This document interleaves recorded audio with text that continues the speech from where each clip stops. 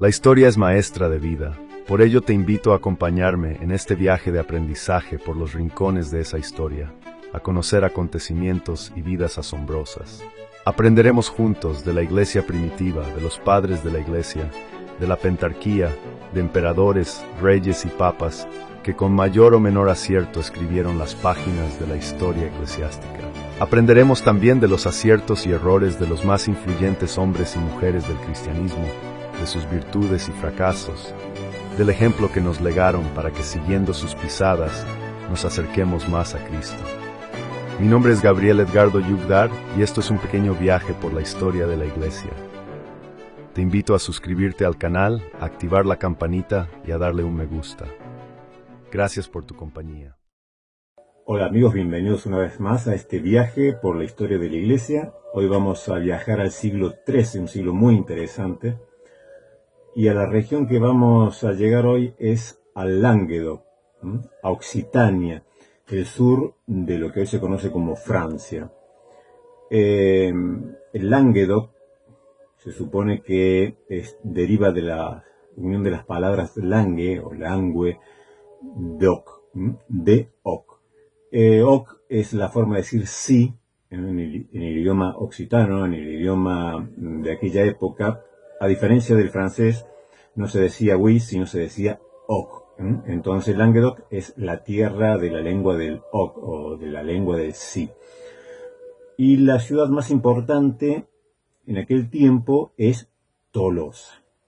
Recordemos que por aquel entonces, si bien había un rey en Francia, este rey no tenía un poder absoluto sobre todas las regiones, sino que estaba subdividido o fragmentado el territorio en muchos señores feudales o en muchos de la nobleza, que poseían grandes porciones de tierra según la importancia que tuviese cada uno. Pero predominaba mucho el concepto todavía de feudalismo.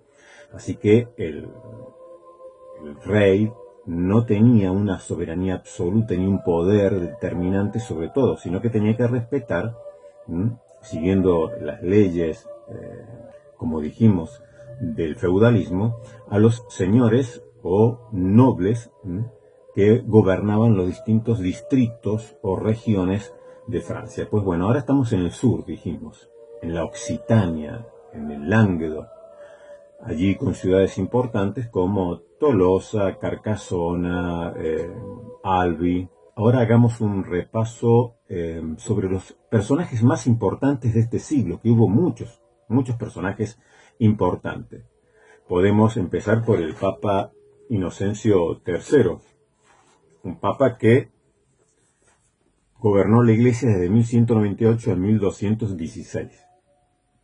Y podemos leer en este libro, Historia de los Papas, de Laboa Gallego, que dice en la página 205, esto lo dice el mismo Inocencio III, ¿no? ¿Qué pensaba Inocencio acerca del papado?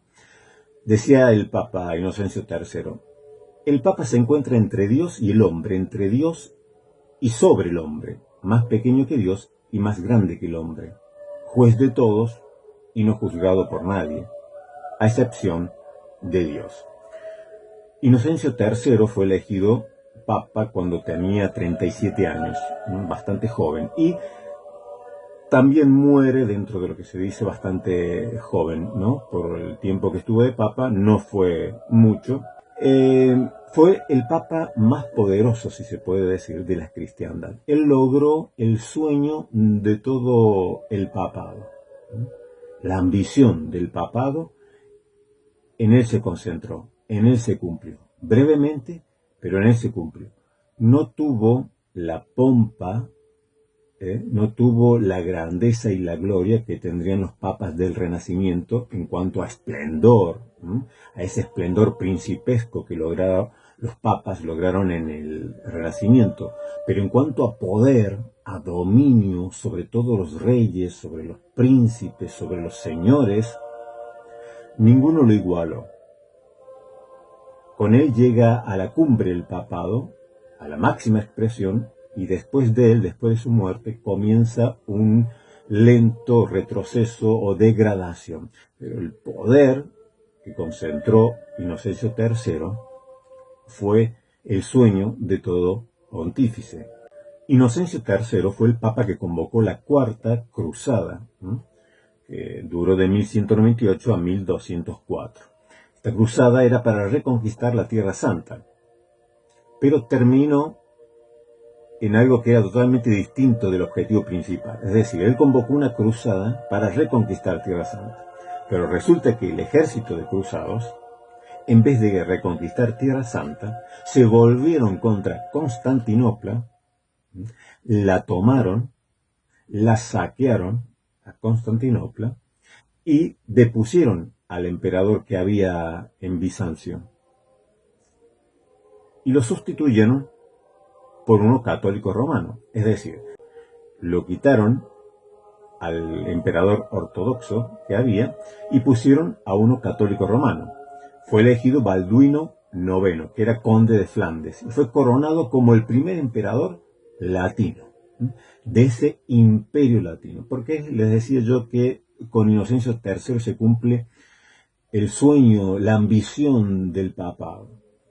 Porque estos cruzados, que si bien habían ido supuestamente a liberar a la Tierra Santa, a los lugares sagrados del poder del moro, del poder del Islam, resulta que por ambiciones, por luchas internas, por deseo de conquista y de saqueo, se vuelven contra Constantinopla, es decir, pelean contra cristianos en vez de pelear contra musulmanes.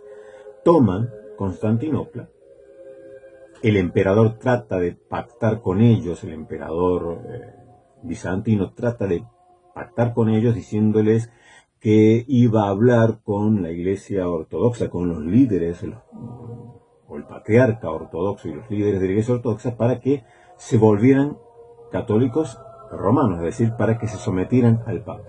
No llegan a un acuerdo, entonces ingresan las hordas de cruzados y arrasan y saquean la ciudad por varios días y cometen una matanza atroz.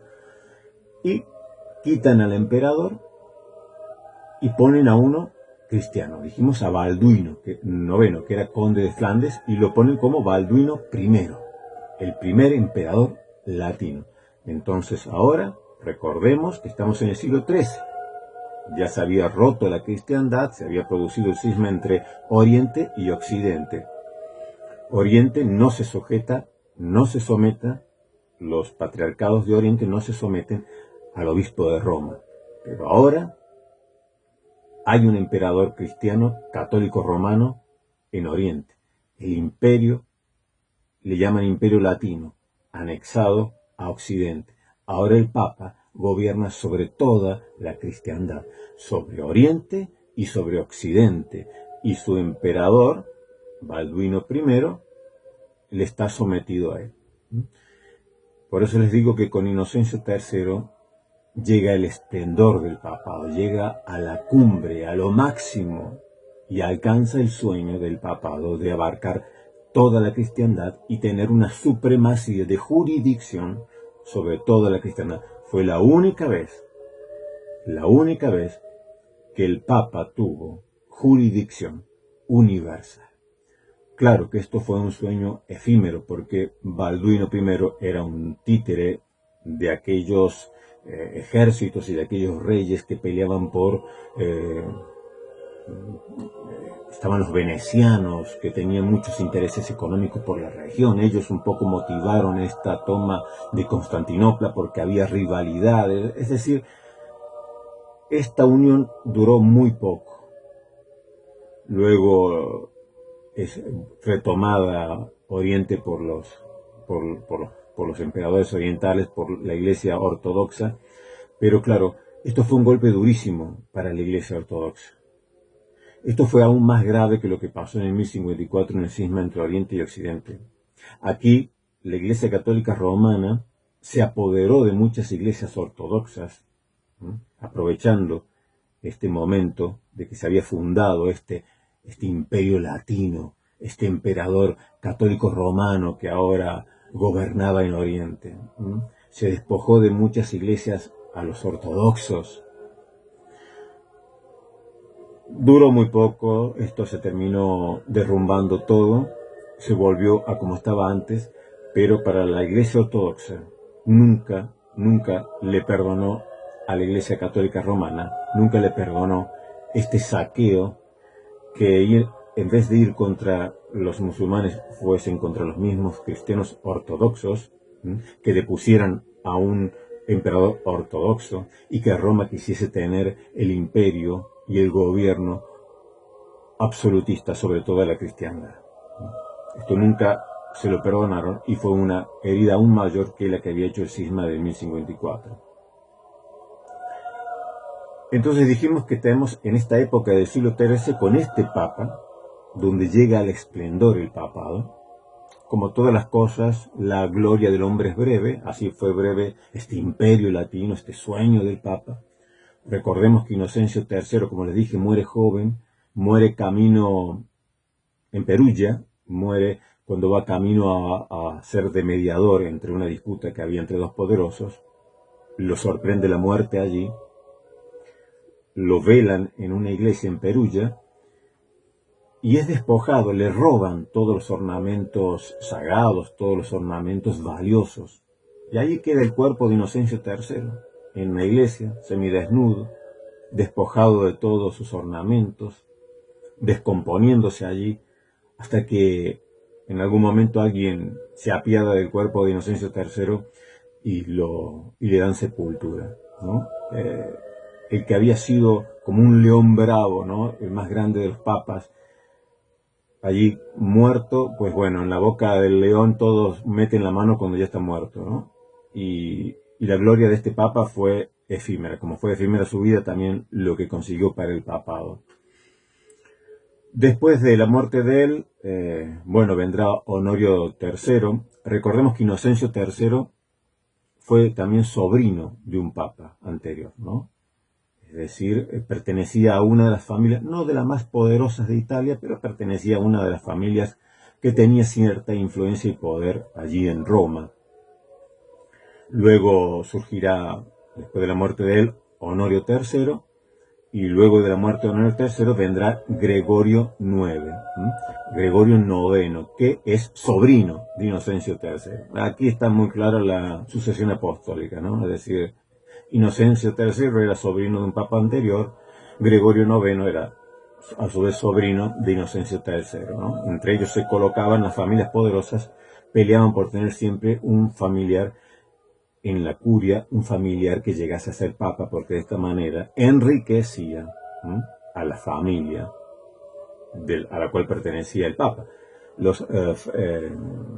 Tenemos los Orsini, tenemos los Colonna, tenemos los Frangipane, tenemos luego vendrán los Medici, los Borgia. Todas estas familias poderosas siempre intentarán tener uno de sus hijos, uno de sus familiares en el trono de San Pedro, para que de esa manera su familia crezca en poder y en gloria.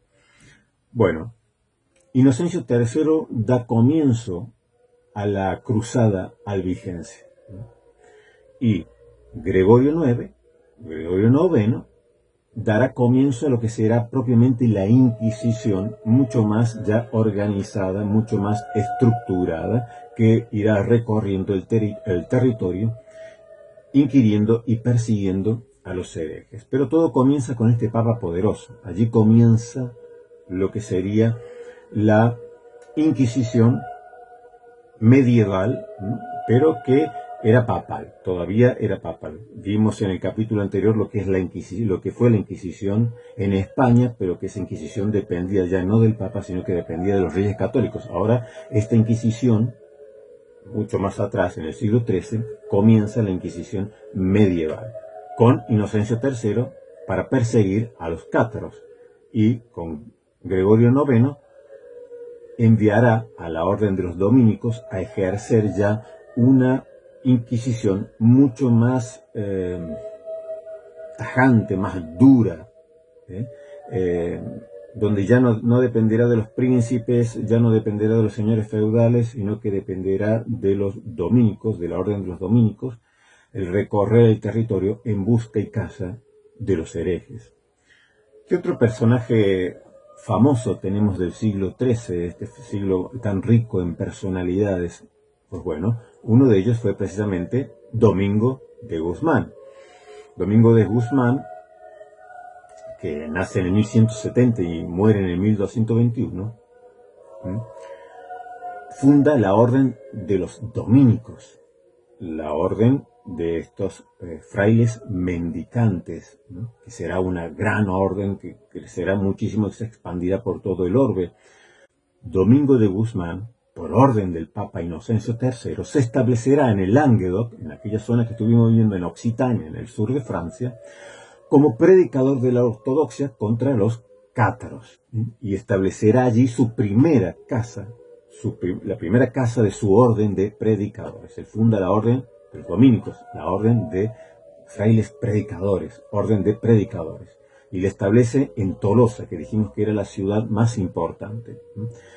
Santo Domingo de Guzmán se enfocará especialmente en la lucha contra los cátaros, y una vez que él muere, la orden de los dominicos, por él fundada, será utilizada por los papas, especialmente, como dijimos, por Gregorio IX, para hacer una lucha mucho más radical, mucho más intensa contra la herejía. Hay que aclarar que Domingo de Guzmán era bastante tolerante contra los herejes, es decir, él se dedicó a la disputa teológica con los herejes y tratar de convencerlos por medio del intercambio, del debate. Domingo de Guzmán, por medio del debate con los cátaros, ganó a varios e intentó ganarlos a todos. Como no pudo, entonces a su muerte se radicaliza de cierta manera la orden de los predicadores y son utilizados por el Papa, pero ya de una manera menos tolerante, ya directamente como inquisidores que ya no debaten, sino que juzgan, investigan, juzgan y condenan, entregándolos a los tribunales civiles para que fuesen muertos aquellos que se descubriesen que realmente eran herejes o eran cátaros.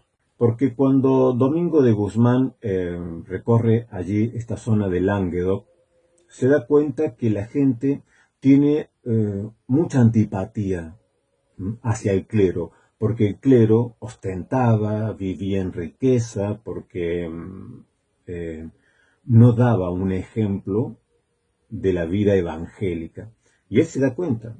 Entonces los legados, él habla con el legado papal y con los que habían sido enviados por Inocencio III para convencer a los cátaros que volviesen a la ortodoxia. Él se da cuenta diciendo, pero a ver, si los cátaros viven en pobreza, viven en humildad, trabajando con sus manos, sin ostentar nada, y la gente haya simpatía con los cátaros, tiene mucha simpatía, el Languedoc, las poblaciones, les abre las puertas a los cátaros, le tiene mucha simpatía a los predicadores cátaros, precisamente por esa vida evangélica que llevan.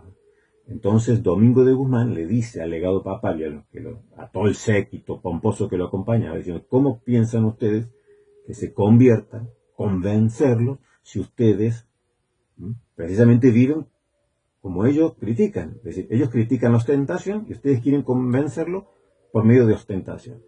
Entonces allí Domingo de Guzmán se hace como uno de ellos, como uno de los cátaros, es decir, descalzo, con un hábito simple y sencillo, predicando, viviendo en humildad, y de esta manera entonces logra también la aceptación en el Languedoc de las personas al ver que él sí practicaba una vida evangélica o al menos conforme al evangelio.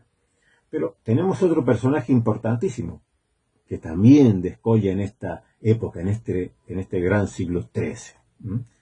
Es ni más ni menos que Francesco Bernardone, que luego será conocido por la posteridad como el famoso San Francisco de Asís, que así como Domingo de Guzmán funda la orden mendicante de los predicadores, San Francisco de Asís fundará la orden de los frailes mendicantes, frailes menores o los franciscanos. ¿Ustedes recuerdan la película Hermano Sol, Hermana Luna, donde narra la vida de Francisco de Asís y de Santa Clara de Asís? Bueno, ¿recuerdan la parte cuando él va a ver al Papa, ¿no?, a pedirle autorización para que él funde su orden y pueda vivir y predicar el Evangelio? Pues bueno, ese Papa con el cual se encuentra Francisco de Asís es precisamente Inocencio III, este Papa poderoso del cual estuvimos hablando. El Papa, esta parte en que el Papa le besa los pies, bueno, eso es pura fantasía, o sea, Inocencio III no le besaba los pies a nadie. Pero Inocencio III fue muy listo, era muy inteligente, era muy hábil, ¿no?, en lo que era la cuestión política, en lo que era la cuestión de gobierno, era muy hábil. No creo que le haya aportado espiritualmente nada a la Iglesia Católica Romana este Papa, pero políticamente fue muy hábil, organizativamente descolló.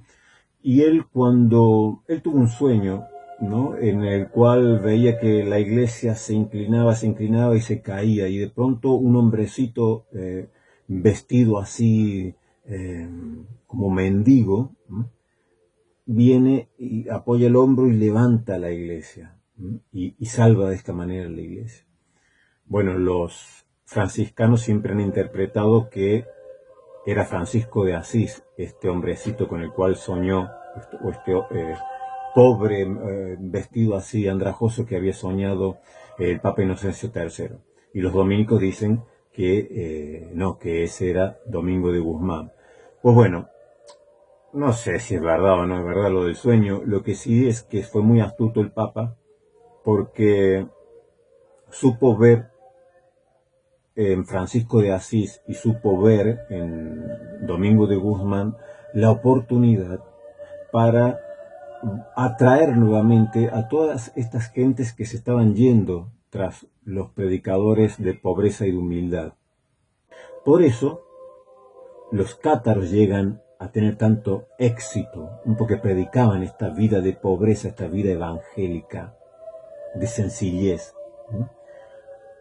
Y tenemos por otro lado, en esta misma época, otro famoso que es Pedro Valdo, donde surgen los valdenses o los pobres de Lyon. Precisamente, el éxito de Pedro Valdo es que él predica, ¿no?, también la sencillez evangélica, la humildad, y ataca a la Iglesia Católica Romana por su ostentación de poder, por su riqueza, por la vida licenciosa que llevaban el clero. Y estaban teniendo éxito, crecían mucho, tanto los cátaros en el Languedoc sobre todo, y también los pobres de Lyon, los valdenses. Pedro Valdo predicaba ese retorno al Evangelio, a la vida sencilla, a la vida humilde, el predicar el Evangelio y leer las Escrituras en lengua vernácula. Estaba en contra de las doctrinas, por ejemplo, del purgatorio, de la transubstanciación. Bueno, y predicaba una vida de sencillez. Mucha gente se unía a los valdenses. Muchas personas simpatizaban con los cátaros, ¿no? Entonces, Inocencio III, que a su vez va organizando una cruzada también, no solo organiza una cruzada para rescatar o recuperar los lugares sagrados, que como dijimos termina en un fracaso estrepitoso, porque ni reconquistan los lugares, sino que se atacan entre ellos, es decir, atacan a Constantinopla, la saquean, cometen crímenes horribles y ponen a este títere de Balduino como emperador de este nuevo imperio latino, que no durará mucho tiempo. Pero a su vez que organizaba esta cruzada, también organizaba una cruzada contra los cátaros, y a su vez tenía que luchar también contra los valdenses. Entonces él ve en Francisco de Asís y en Domingo de Guzmán, en estos pobres, en estos movimientos que están atrayendo a tanta gente, dice, esta es la oportunidad para que estas personas que se ven deslumbradas por los cátaros y por los valdenses, por la heterodoxia, pues sea atraída también por la ortodoxia por medio de estos dos movimientos. Y él, pues, le da el visto bueno tanto a Francisco de Asís como a Domingo de Guzmán. Otro personaje importante de la época, si bien que aquí no lo vamos a tocar, simplemente para mencionar, del siglo XIII, es el famoso Tomás de Aquino. Pero en este mismo momento se pueden contemplar lo diferente y lo distinto que estaba sucediendo dentro de la Iglesia Católica Romana. Por un lado, Inocencio III, con todo el poder, con toda la pompa, con toda la gloria, con esa obsesión por tener el poder sobre toda la cristiandad, que por un breve periodo lo logra, poniendo un emperador o teniendo un emperador en Oriente que esté sometido a él, que sea católico romano, teniendo de esta manera jurisdicción universal. Por única vez el papado lograba la jurisdicción, la supremacía de jurisdicción universal.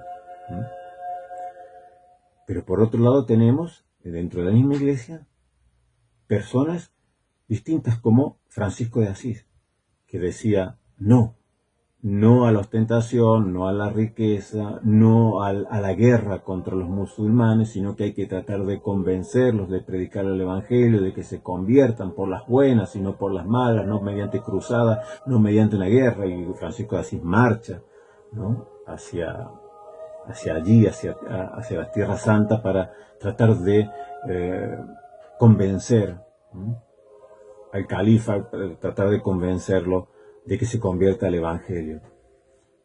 Por otro lado tenemos a Domingo de Guzmán, que también predica la pobreza, la sencillez. Francisco de Asís no dejaba que sus franciscanos, que sus hermanos menores tuviesen libros. Él no quería que tuviesen libros. No quería que hubiese obispos ni cargos eclesiásticos dentro de la orden franciscana, porque decía, luego los obispos se convierten y viven como príncipes. Y él no quería eso. Y tampoco quería que tuvieran libros. Él decía que debíamos vivir en la docta ignorancia, porque el conocimiento luego los tornaba presuntuosos, luego veía todas estas disputas que había dentro de la iglesia. Entonces trataba de preservar a sus frailes, diciéndole, es mejor tener como única norma, como única regla, el Evangelio. Por el otro lado, Domingo de Guzmán, fundador de la Orden de los Predicadores, decía no, había que tener libros, había que estudiar, había que prepararse, había que capacitarse. Y bueno, con el tiempo, a la muerte de Francisco de Asís, los franciscanos abandonarán estas reglas y estas normas de Francisco, y estudiarán y tendrán, bueno, luego se convertirán, habrá las grandes disputas teológicas, ¿no? Los franciscanos contra los dominicos, bueno, más de una vez se llevaron a las patadas, más de una vez a muerte pelearon entre ellos, ¿no? Como en el caso famoso de la Inmaculada Concepción de María, de un escoto por parte de los franciscanos, batallando en esta guerra teológica con los dominicos. Los dominicos negaban la Inmaculada Concepción de María porque ellos traían el concepto de Tomás de Aquino. Sin embargo, los franciscanos fueron los que más lucharon para que se considerase como dogma, que muy posteriormente se aprobó, pero para que se afirmase lo que era la Inmaculada Concepción de María. Y estas dos órdenes más de una vez estuvieron en guerra por causa de la teología. También en épocas de Savonarola, ¿no? Savonarola era de la orden de los dominicos, de la orden de los predicadores, y los franciscanos estaban en contra de Savonarola. También allí era una guerra, ¿no? Querían verlo muerto y se pusieron en contexto los franciscanos cuando lo quemaron en la hoguera a Savonarola. Es decir, ya desde el primer momento en que surge, porque surgen paralelamente, ya desde el momento empieza la competencia entre ellos. No en vida de los fundadores, ¿no? Porque Francisco jamás hubiera permitido eso. Otro de los grandes que surge también en este siglo XIII, al cual le permite predicar y al cual le permite tener libros y enseñar, es al famoso San Antonio de Padua, que era portugués, pero él era de la orden de los agustinos, sacerdote y monje de la orden de los agustinos, pero luego se convierte en franciscano, ¿no? Toma el hábito franciscano, Antonio de Padua, gran predicador, gran expositor de la Escritura, conocía muchísimo acerca de la Biblia, y entonces le da una licencia especial, Francisco de Asís le da una licencia especial a Antonio de Padua para que predicase. Porque en Cristo está la casa, en Cristo está el reposo, la aventura, la paz. Porque las preguntas son infinitas, pero la respuesta es solo una. Jesucristo nuestro Señor. Estos son grandes personajes que encontramos en este hermoso siglo XIII, porque realmente pasaron cosas buenas y pasaron también cosas malas, como la que vamos a ver, que sucede en el Lánguedoc contra los cátaros, ¿no? Lo más curioso de esto que sucede en el Lánguedoc contra esta cruzada que organiza el Papa Inocencio III contra los cátaros, lo más curioso es que al final termina siendo una guerra entre católicos romanos, ¿no? Porque en el Lánguedoc, el conde, el que gobernaba, dijimos, Tolosa, que era la ciudad más importante, el conde Raimundo VI, nunca se somete a lo que dice el Papa. Lo excomulgan, lo vuelven a recibir, es azotado por el obispo porque se humilla, le perdonan y él se compromete que sí, que va a combatir la herejía. Pero él era muy tolerante, él no veía con buenos ojos el hecho de ¿por qué matar a los cátaros? ¿Por qué matarlos? Si viven entre nosotros, si son buenas personas, porque los cátaros tenían muy buen testimonio, por su vida de pobreza, por su vida de sencillez, porque ayudaban al prójimo. Es decir, eran bien vistos los cátaros. Recordemos que los cátaros también se le llama albigenses, por la ciudad de Albi, donde había mucha cantidad, pero en realidad el nombre es cátaro, son lo mismo, ¿no? Los albigenses y los cátaros. Entonces, por ejemplo, tenemos al conde Raimundo VI, que gobernaba Tolosa, que le pertenecía Tolosa, y que él no quería aceptar lo que desde Roma venía, de que se persiguiese y se matase a los cátaros. Otros tampoco querían, ¿no? Por ejemplo, el rey Pedro II de Aragón. De este lado de los Pirineos está Aragón, pues lo que era en esa época el reino de Aragón, que comprendía Cataluña también, y que también llegaba hasta esta parte del Lánguedoc, el poder y la influencia de Pedro II, rey de Aragón. Tenía vasallos en esta parte de Occitania, del sur de Francia, también tenía vasallos. Entonces, por este compromiso feudal de aquella época, el Pedro II de Aragón tampoco quería, no le parecía justo, y eso que era católico, pero ultracatólico. Pedro II de Aragón luchó, fue un héroe en lo que fue la batalla de Navas de Tolosa, cuando se vence a los moros, cuando se vence a los musulmanes en esta guerra, y a partir de entonces a los almohades, que eran los musulmanes que tenían ocupada la península, y a partir de entonces ya van perdiendo poder los musulmanes. Esta batalla fue decisiva, la batalla de Navas de Tolosa fue decisiva. A partir de ahí, el imperio allí de musulmán de los almohades comienza a perder fuerza, hasta que con los reyes católicos y la conquista de Granada en 1492, ya directamente se terminan siendo expulsados de la península y los reyes católicos conquistan, ¿no? Ya toda la península como reinos cristianos. Pero Pedro de Aragón había sido muy valiente y había sido una pieza decisiva con su ejército en esta gran batalla de Navas de Tolosa. Y era un súbdito fiel del Papa, de Inocencio III. Sin embargo, termina muriendo en esta cruzada peleando contra los cruzados.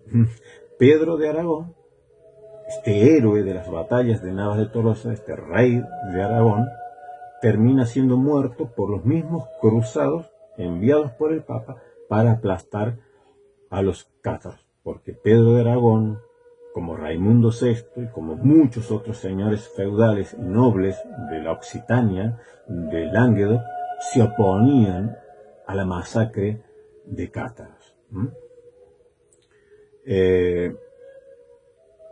El Papa primero da la orden a todos estos gobernantes de Occitania, como dijimos, a Raimundo VI de Tolosa, como a Pedro II de Aragón, y bueno, todos los señores feudales de Occitania, de Languedoc, que combatan la herejía, que expulsen o maten a los cátaros en sus territorios.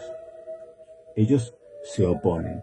Como se oponen, entonces el Papa llama a los otros señores feudales, al mismo rey de Francia, diciendo que vayan, hagan una cruzada contra los albigenses y que luchen contra estos señores feudales que están protegiendo a los cátaros. Y quien los venza se va a poder quedar con las tierras. Esto le dice Inocencio III. Les promete indulgencia a todos los cruzados que vayan a pelear contra los cátaros, pero que en realidad no iban a pelear contra los cátaros, porque los cátaros eran pacifistas y los cátaros no tomaban armas, no peleaban. Es decir, la pelea era contra los señores feudales, contra los nobles, que eran tolerantes con los cátaros, que no querían obedecer al Papa de matar. ¿Por qué matarlos si eran buenos ciudadanos los cátaros? Entonces el Papa Inocencio III dice, bueno, está bien. Entonces llama a otros señores feudales del norte de Francia y les dice, bueno, vayan y peleen contra estos del sur y aquel que le gane se va a poder quedar con todos los territorios que conquiste. Uno de esos que va, ambicioso de poder y ambicioso de conquista de terreno, es Simón de Montfort. Simón de Montfort luchará y luchará, y bueno, será uno de los más férreos combatientes de todos aquellos señores que defendían a los cátaros. Precisamente en una lucha contra él muere el famoso y valiente rey Pedro II de Aragón. Y bueno, se cometen muchas masacres bajo la orden de Simón de Montfort, como ya lo vamos a ver. Otro de los personajes que van a participar en esta cruzada es el legado papal. Es el representante del Papa, Arnaud Amaury o Amaury, no sé cómo se dirá en francés, Arnaud Amaury, es el legado papal, enviado. Nada tolerante, totalmente intolerante. No había para él forma de negociar. Era la muerte de los cátaros. Y se acabó. No había otra solución. No había diálogos, no había ninguna otra cuestión. Era masacre, era fuego, era espada. O se convertía en el catolicismo romano o directamente los pasaba por la espada. Pasemos entonces, ¿cómo se forma este ejército de cruzados que van a marchar contra los albigenses, contra los cátaros en el Languedoc? El Papa Inocencio III, en una serie de cartas en el 1204, 1205 y 1207, prometían al rey de Francia, al rey Felipe Augusto, le prometía que le daría todo el Languedoc si reclutaba un ejército y entraba en el país a sangre y fuego. El rey puso reparos por escrúpulos feudales, como estuvimos diciendo. En esa época de Francia no es lo mismo que ahora. Era un cúmulo de feudos, ¿no? De nobles y señores feudales. Sí, había un rey al cual respetaban y lo tenían como una máxima autoridad, como un referente, pero todos estos feudos tenían independencia y tenían un lazo feudal en el cual, al ser vasallo, el señor les debía protección y cuidado. Entonces el rey, como tenía vasallaje sobre todos estos feudos, les debía protección y cuidado. No podía ir contra ellos y hacer una guerra. Eso iba contra los principios de esta nobleza, los principios de este feudalismo. Pero, como dijimos, hubo señores feudales del norte que sí quisieron hacer esto. Como por ejemplo Simón de Montfort, ¿no? Que era un caballero y que era un gran guerrero. De verdad era un gran guerrero, ambicioso. Y combatió sin piedad a los cátaros y a todos los señores que los protegían. Bueno, ahora veamos en qué consistía el catarismo. Hemos estado hablando de los cátaros, de los personajes más importantes de la historia del siglo XIII. Pero bueno, vamos a ver un poquito en qué se basaban la fe y la creencia de los cátaros. Yo, entre libros que he utilizado este de Jean Marcal, El enigma de los cátaros, la masacre de Montsegur. También he usado otros libros, pero hay uno que me gustó mucho y yo se los recomiendo si lo pueden conseguir, es de Stephen O'Shea, si se lee así o no se lee así, bueno, se llama Los cátaros, la herejía perfecta. Se consigue a muy buen precio, no es un libro caro, es muy ameno para leer, es muy interesante, está muy bien informado. Es un libro, ya les digo, que no se hace pesado. Este es un poquito más pesado para leer, el de Jean Marcal, pero este de Stephen O'Shea, Los cátaros, la herejía perfecta, es muy, muy, muy bueno. Entonces, ¿en qué consistía el catarismo? Su nombre, que en otro tiempo se creía que significaba los puros, no fue una invención suya. Actualmente se considera que cátaro es un juego de palabras alemán que significa el adorador de los gatos. Durante mucho tiempo se rumoreó que los cátaros realizaban el denominado beso obsceno en el trasero de un gato, y se decía que consumían las cenizas de niños pequeños muertos y se entregaban a orgías incestuosas. Bueno, algunos autores dicen que cátaro significa puros, de ahí deriva la palabra cátaro, y otros especialistas dicen que no, que es un nombre que le impusieron y que en realidad tiene un origen más bien alemán y que significa adorador de gatos. Por esta leyenda negra, bueno, ustedes saben que la historia siempre la escriben los vencedores, y al que pierde siempre hay que hacerlo muy, muy malo, y al que gana siempre hay que hacerlo muy, muy bueno. Pues bueno, todas estas difamaciones que se vertían sobre los cátaros, que la mayoría de las cosas que se decían en aquella época por parte de la Iglesia Católica Romana, la verdad que eran falsas, ¿no? No adoraban gatos y mucho menos esto de que le andaban besando en un rito secreto, le besaban el trasero a un gato. Pero no es broma, esto es verdad. Es decir, se les acusaba de todas estas cosas. Algunos le atribuyen, en realidad el origen de los cátaros es muy incierto. Algunos atribuyen a la fe de los bogomilos, que era un credo dualista que había surgido en el este de Europa, cuando un monje del siglo X, que era conocido como el amado de los dioses, Bogomil, en eslavo, comenzó a difundir las nuevas ideas sobre el bien y el mal, el dualismo, ¿no? Una metafísica conocida por la cristiandad desde los gnósticos antiguos. Aunque el origen de los cátaros está impregnado de misterio, es razonable suponer que los bogomilos actuaran en un principio como mentores de la herejía occidental. Los bogomilos terminarán luego son muy perseguidos también por la iglesia, pero terminarán luego convirtiéndose al Islam. Nos dice también Stephen O'Shea,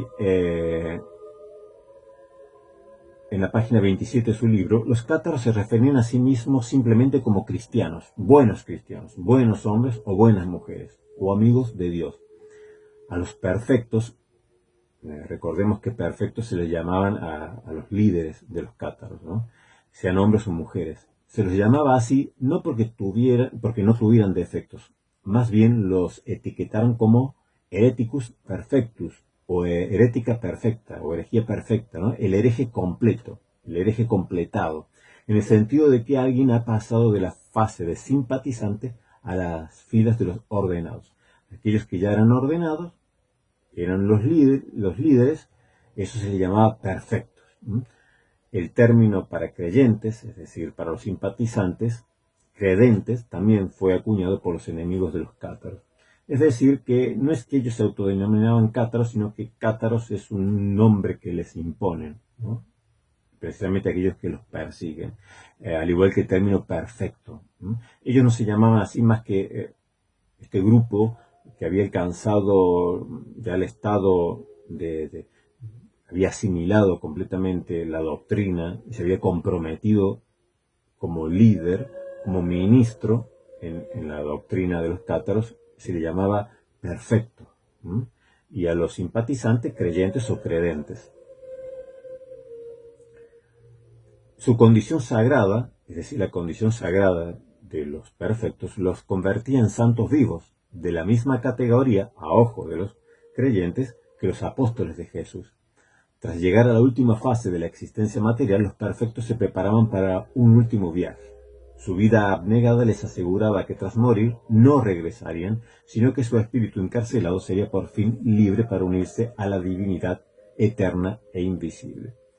Tenemos que recordar que los cátaros, la doctrina cátara, es una mezcla, básicamente es dualismo, pero hay esa mezcla de gnosticismo, de docetismo, de maniqueísmo. Eran esencialmente dualistas. Es decir, los cátaros, como dualistas, creían que estaba el bien y el mal. Había distintos grados de dualismo, no todos los cátaros creían exactamente igual, pero digamos que creían en dos fuerzas, desde el origen, desde el mismo principio, dos fuerzas antagónicas que luchan entre sí. También creían, por ejemplo, que todo lo material era malo, porque los seres humanos, las personas, en realidad eran ángeles, que el demiurgo malo, el demiurgo que creó este mundo, porque este mundo no lo creó el Dios bueno, en esto se parecen mucho a los marcionitas. ¿Se recuerdan ustedes que hablaba Marción acerca de un demiurgo, que era Jehová, que era el Dios del Antiguo Testamento, que era malo, que había creado este mundo? En cambio, el Padre del Nuevo Testamento, el Padre de Jesús, era el Dios bueno, el último, el único, el uno, el verdadero Dios, ¿no? Jehová era un demiurgo malo que había creado el mundo, por lo tanto todo lo material era malo. Bueno, los cátaros creían que la carne era mala, lo material era malo, que todo esto nos separaba de Dios. Entonces, este mundo había sido creado por este demiurgo malo y que había seducido y engañado a los ángeles y los había aprisionado en cuerpos, ¿no? Entonces había que librarse de esta carne, de este cuerpo. Ahora, lo curioso de los cátaros es que creían en la reencarnación. Es decir, era un proceso hasta llegar a la perfección total, hasta la pureza total. Entonces te podías reencarnar muchas veces, tanto como hombre como mujer. Por eso los cátaros no hacían diferencia entre hombres y mujeres, es decir, no discriminaban, porque en esta vida si eres hombre, la próxima podía ser reencarnarte siendo mujer. Entonces solamente los perfectos, los que llegaban a nivel de máximo grado, que eran los perfectos, aunque así le denominaban digamos, la Iglesia Católica Romana. En sí ellos no se denominaban perfectos, sino buenos cristianos, buenos hombres o buenas mujeres. Los que llegaban a este nivel, absteniéndose de la carne, es decir, cuando llegaban a este nivel abandonaban, ya no había más matrimonio, ya no había más familia, eran veganos, en realidad eran veganos, aunque con la excepción de que comían pescados. Porque en esa época, en la época medieval, las personas creían que los pescados no nacían por reproducción entre sí, sino que surgían espontáneamente en el mar o en el agua. Entonces ellos no comían nada que fuese producto derivado de aquellos animales o de aquellos seres que tenían reproducción. Ni leche, ni queso, ni carne, ni huevos. Pero entonces ellos pensaban que si llegabas a este nivel donde te abstenías de todo y te mantenías en pureza hasta el último momento de tu vida, cuando morías en ese estado ya no te reencarnabas más. Te librabas definitivamente de este cuerpo y pasabas a unirte al Dios verdadero, al Dios bueno que lo había creado todo. Para ellos Jesús también era un ángel. Y depende del grupo que fuese de cátaros, pero en realidad le negaban un cuerpo humano a Jesús. Claro, como pensaban que lo material, que lo carnal era malo, que la materia era mala, entonces en esto se parecían a los docetistas. Por eso digo que el catarismo, los cátaros, era como una mezcla, una fusión de maniqueísmo, ese dualismo maniqueo, del docetismo, de los gnósticos, del gnosticismo, del marcionismo. Entonces ellos creían, como los docetas, que Jesús en realidad, pues sí, ese no era una carne verdadera, así que ni verdaderamente nació ni verdaderamente murió, sino que era un ángel, a diferencia de nosotros. Es decir, sería como aquello a lo que aspiraban luego a ser, sí, luego de reencarnarse y lograbas en ese estado, morir en ese estado de buen cristiano, de buen hombre o de buena mujer, lo que se denominaban los perfectos. Si allí moría en ese estado de pureza, entonces ya no tenía que reencarnarse y sufrir otra vez una vida, sino que ya el alma, esa alma angelical, ese ángel, quedaba librado de la carne, de esa trampa del demiurgo malo, y volvía a la unión con Dios. Era bastante extraño, digamos, pero ellos se consideraban cristianos. Sí, por eso digo que se diferenciaban de los valdenses, porque los pobres de León, los seguidores de Pedro Baldo, eran ortodoxos en cuanto a la doctrina. Si fueron considerados herejes por la Iglesia porque rechazaban el purgatorio, rechazaban algo así como fueron un poquito precursores de lo que luego en la Reforma Protestante se reivindicara, ¿no? Pero los cátaros eran totalmente distintos. Ya el cátaro creía en la reencarnación y creía en el docetismo, creía en esta lucha del bien y del mal, esta eterna lucha del bien y del mal. Así que, bueno, bastante extraño por lo que creían, pero sin embargo tuvieron muchísima aceptación, por lo menos en toda la parte de Francia, también en Italia, en otros lados, pero como sobre todo en Occitania, sobre todo en el sur de Francia, en Languedoc, tuvieron muchísima aceptación por su estilo de vida, que se diferenciaba muchísimo del clero católico romano. Y a la gente muchas veces le importaba más el testimonio, la vida, que la doctrina que predicaba. O sea, el clero católico romano decía, nosotros tenemos la ortodoxia, claro, pero las personas veían la vida de este clérigo, la vida de los sacerdotes, la vida de los obispos sobre todo, la vida de los cardenales, la vida del Papa, y la comparaba con la vida de los cátaros.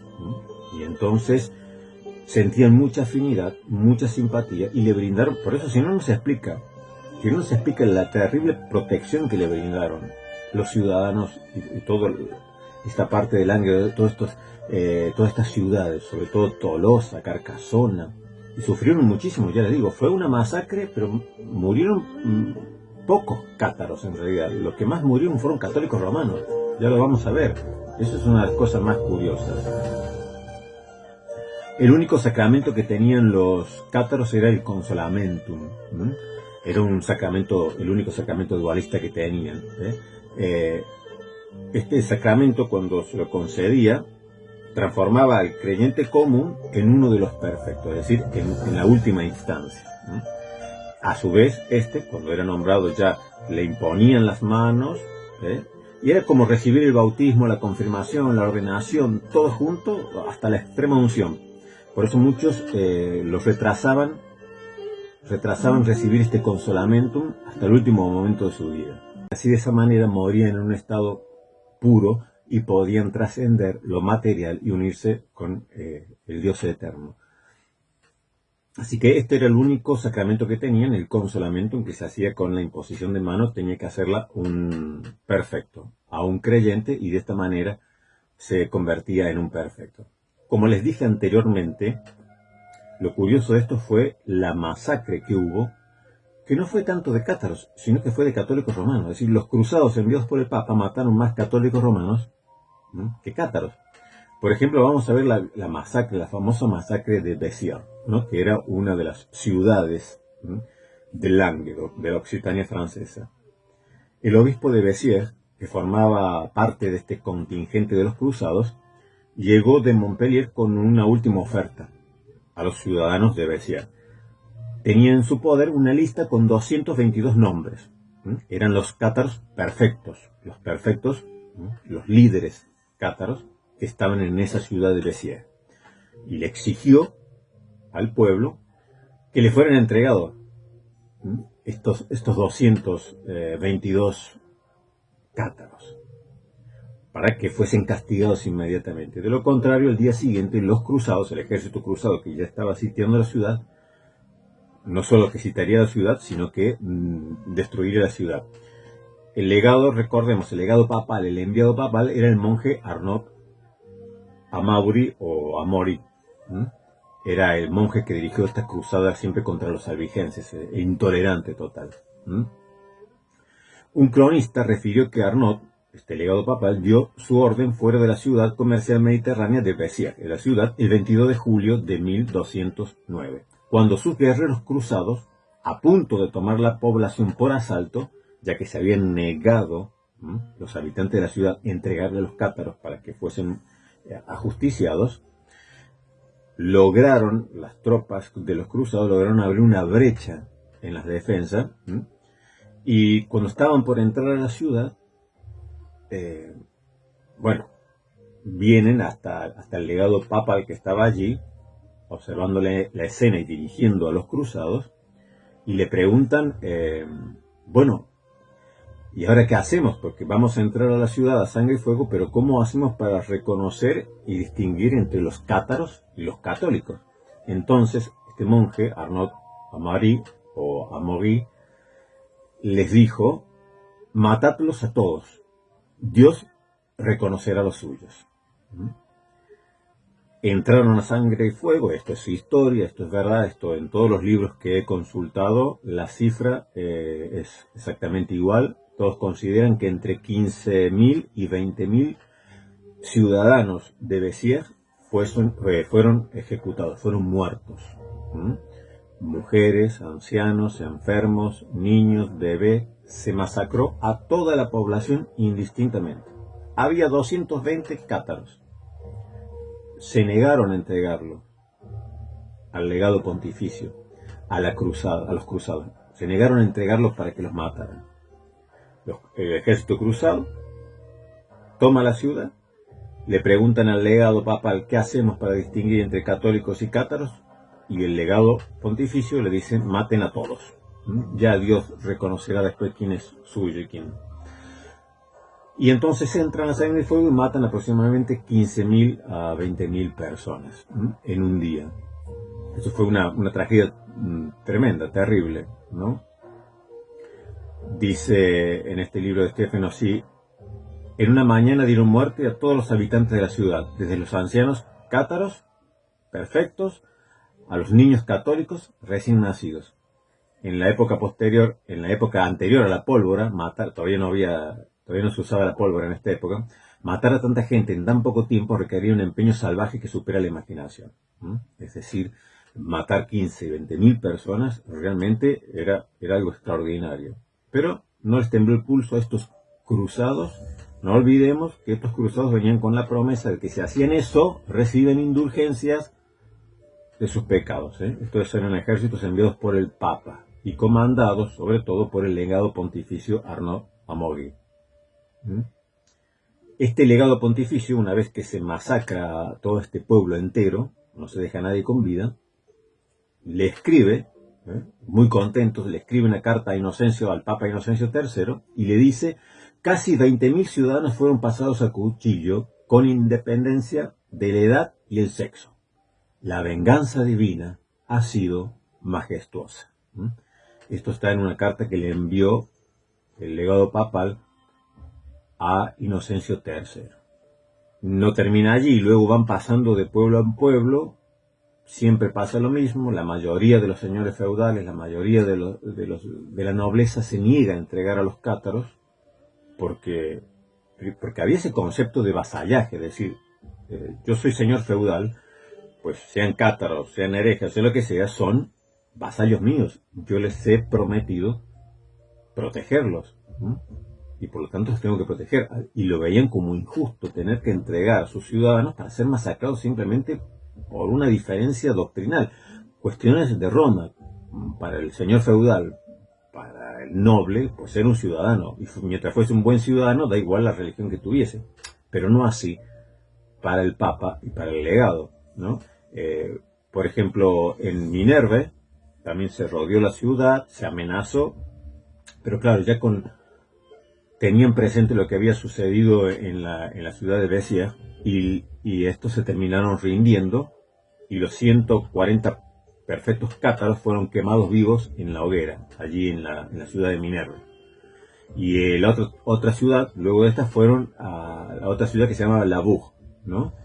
Allí 400 perfectos, 400 líderes cátaros fueron quemados vivos, ¿no?, por orden del legado papal.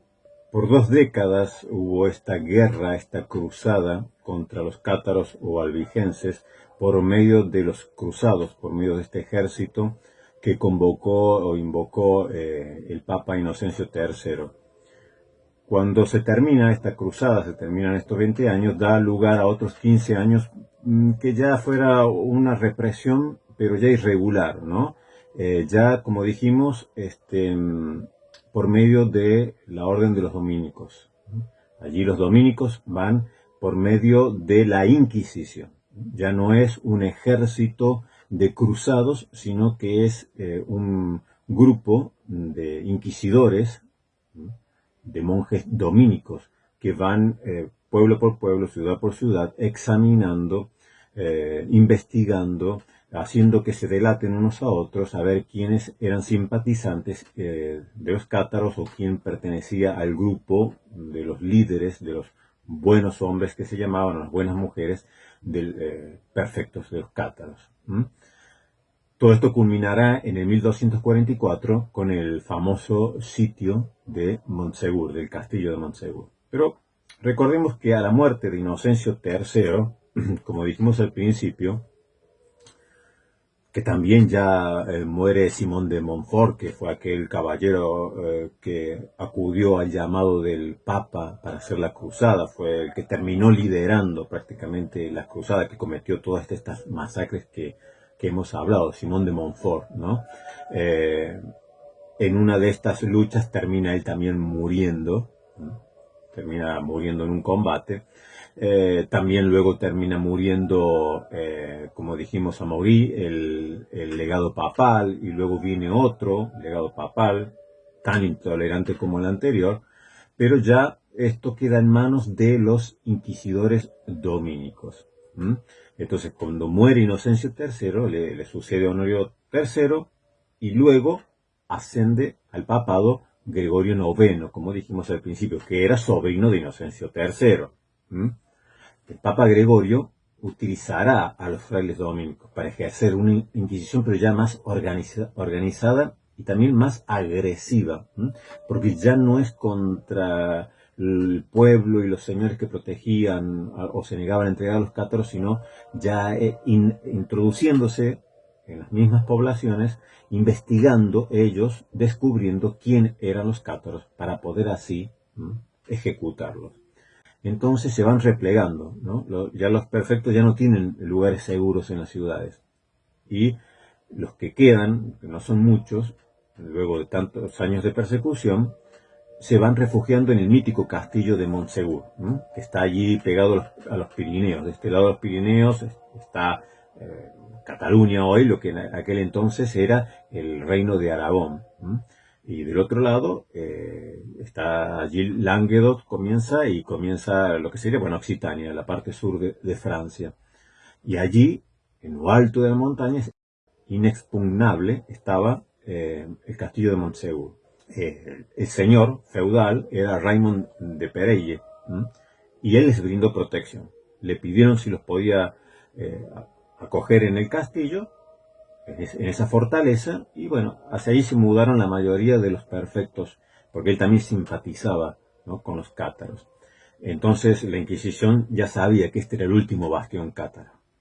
Le llamaban la sinagoga de Satanás. Esa es la sinagoga de Satanás, allí. Este es el último bastión. Si acabamos con esto, acabamos con los cátaros. Entonces, el legado papal, el nuevo legado papal,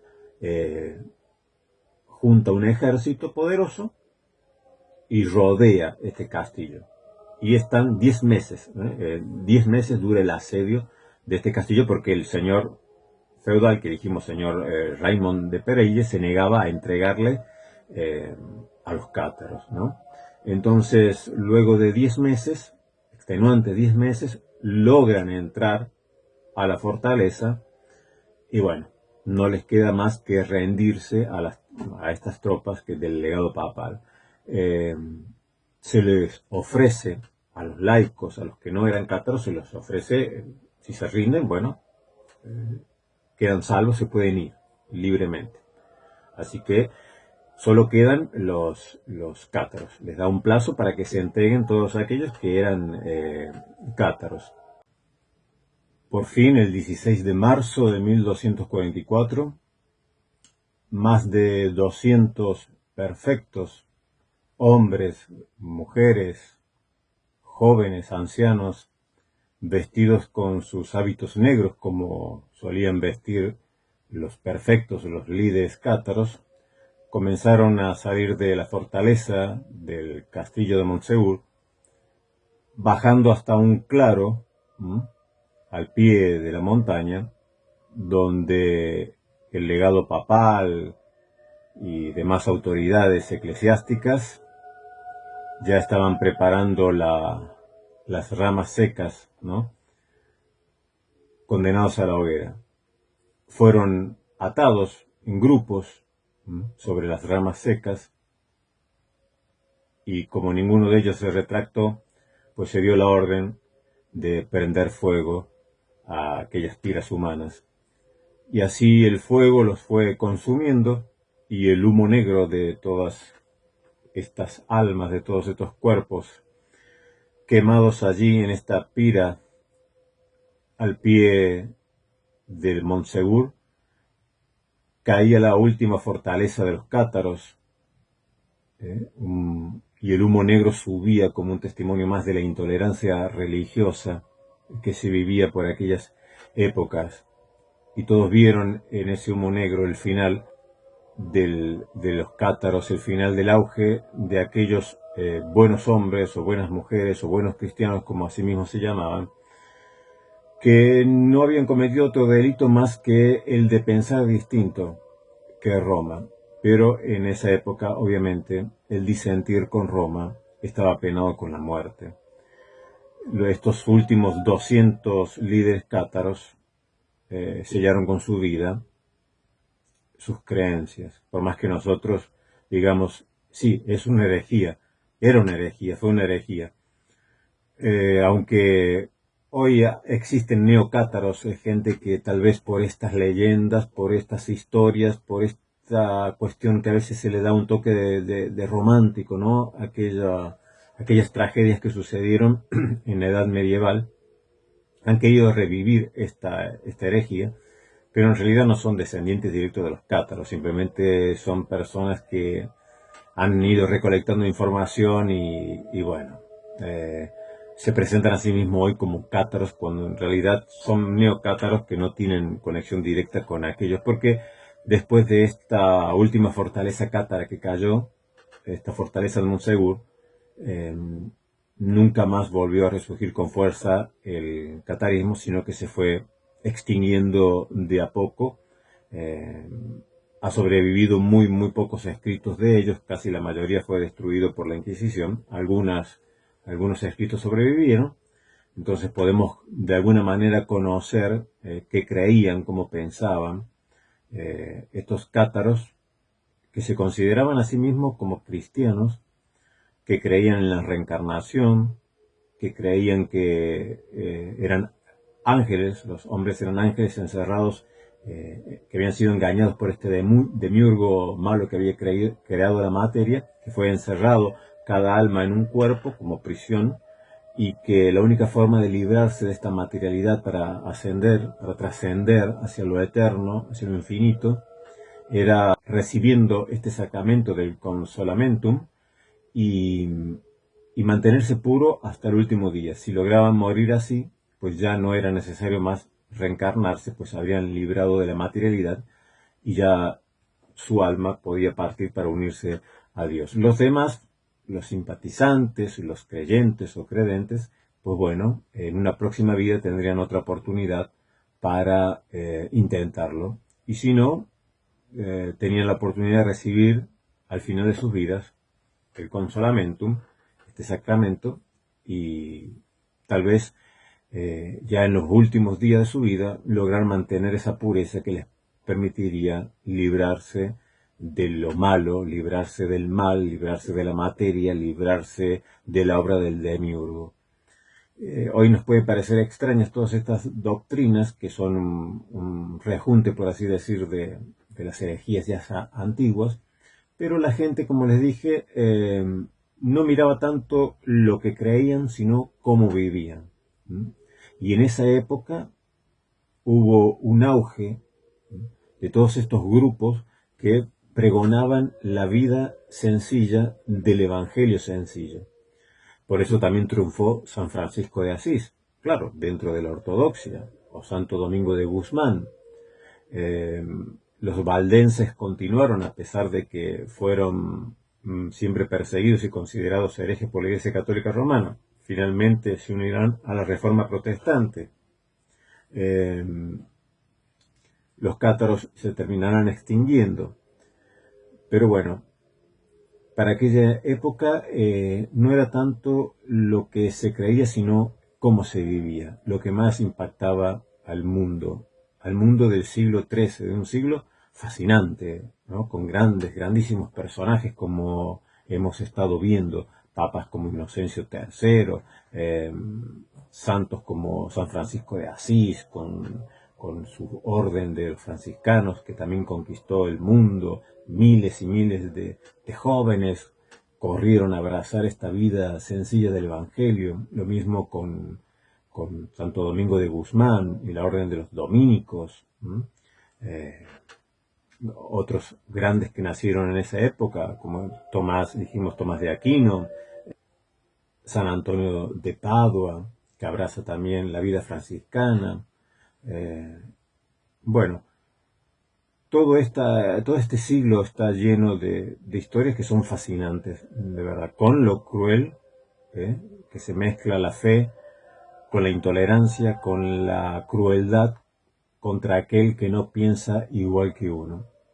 Pero bueno, me parece una historia interesante para compartirla con todos ustedes. Les recuerdo, les dejaré allí anotado la literatura para que puedan recurrir a ella, pero casi todo lo que he podido leer coincide en estos datos que yo les he dado. No es una leyenda negra, a esto me refiero, sino que los historiadores serios verdaderamente hasta donde se ha podido comprobar, estos son datos ciertos, los que les he tratado de brindar de manera concisa, porque la historia es mucho más larga y también apasionante.